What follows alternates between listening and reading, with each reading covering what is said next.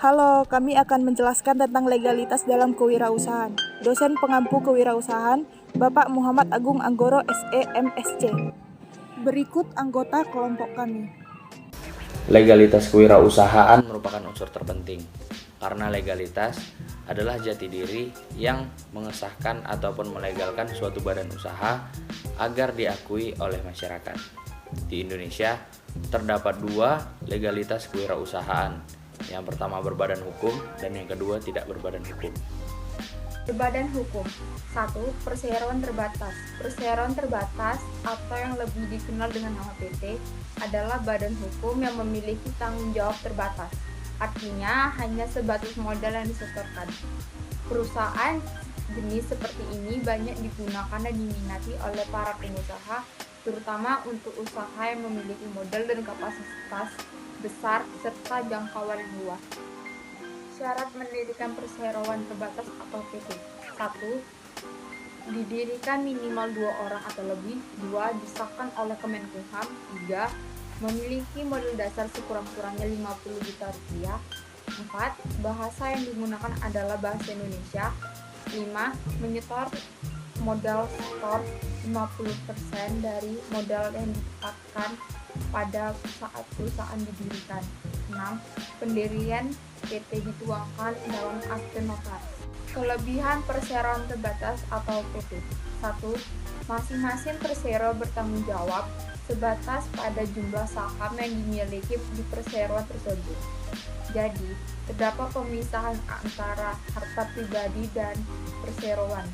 2. Memiliki kemampuan manajemen yang lebih baik karena terdapat pemberian tugas yang lebih sistematis. 3.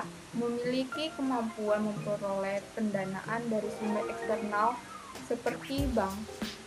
4. Memiliki kepastian usaha karena mundurnya salah satu persero tidak serta-merta mengakibatkan perseroan bubar.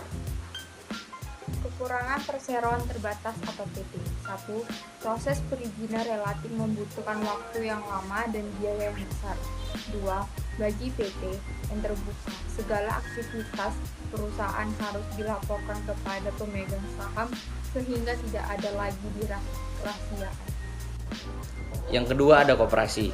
Koperasi adalah badan usaha yang beranggotakan orang seorang atau badan hukum koperasi dengan landaskan kegiatannya berdasarkan prinsip koperasi. Sekaligus juga sebagai gerakan ekonomi rakyat yang berdasarkan asas kekeluargaan.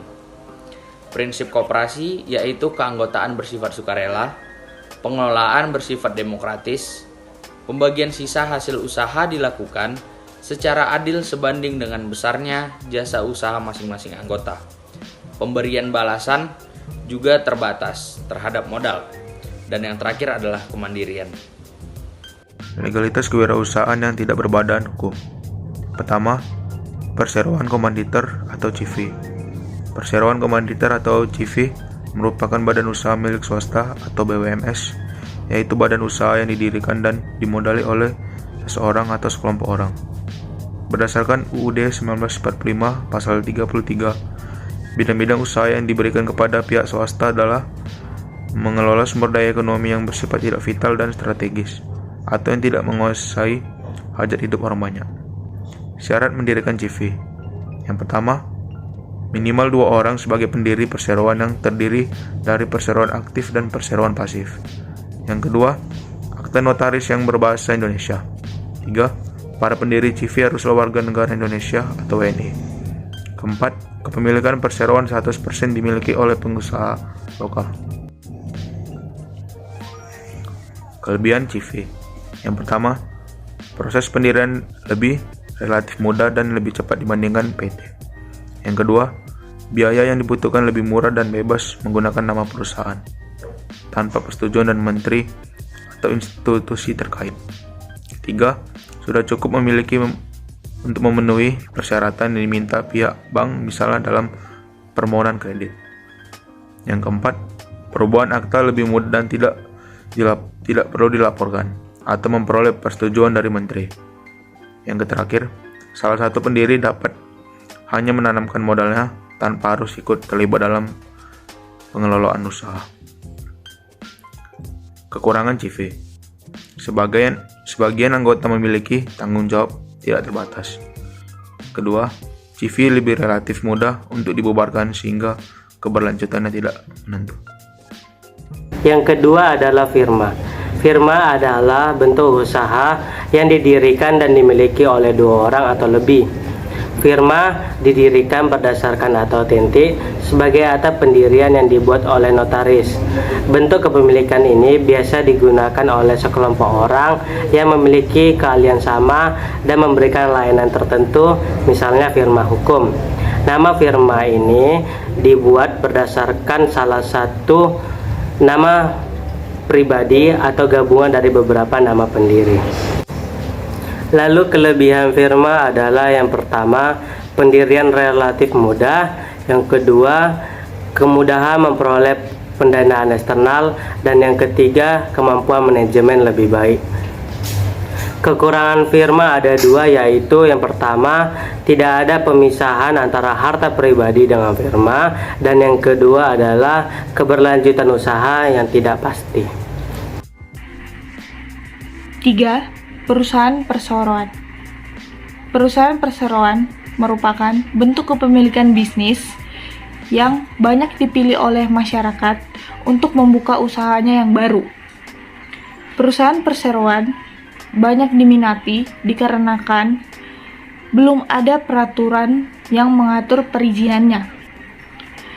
Perusahaan perseroan bebas digunakan oleh masyarakat asalkan mengikuti peraturan dan aturan norma yang berlaku di masyarakat.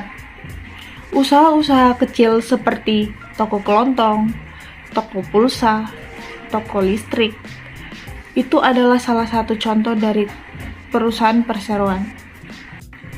Kelebihan dari perusahaan perseroan. Pertama, tidak perlunya perizinan khusus.